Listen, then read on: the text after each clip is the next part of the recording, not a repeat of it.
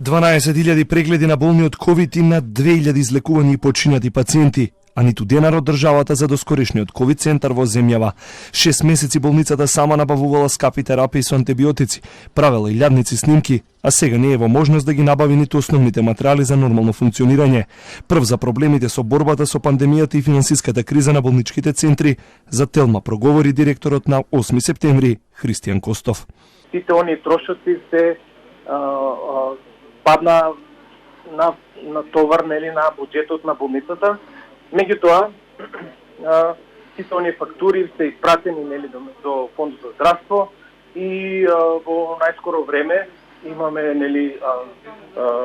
во комуникација со Фондот за здравство и Министерството за здравство дека имаме еден ребаланс на буџетот и ќе се помогнат сите оние болници кои што, да кажем, учествувале во првата линија на борбата на COVID-19, со тоа што би се овозможило враќање на сите на планот за јавни набавки, кој што за жал моравме да го промениме заради воредна ситуација која што настана со ова пандемија на болеста COVID-19.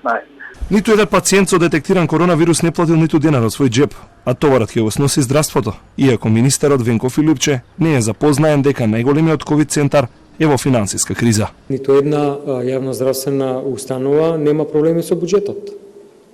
Сосем редовно во целиот овој изминат на период ги добиваат 12-тинките од буџетот.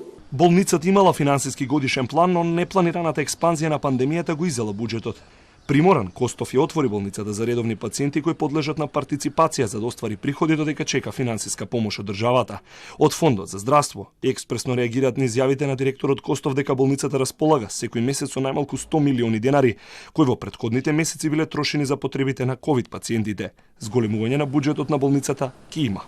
Фондот го следи работењето на јавните здравствени установи и кај секоја која ќе детектираме зголемен обем на работа, тогаш го менуваме буџетот и им го зголемуваме договорениот на доместок. 8 септември ќе добие зголемување.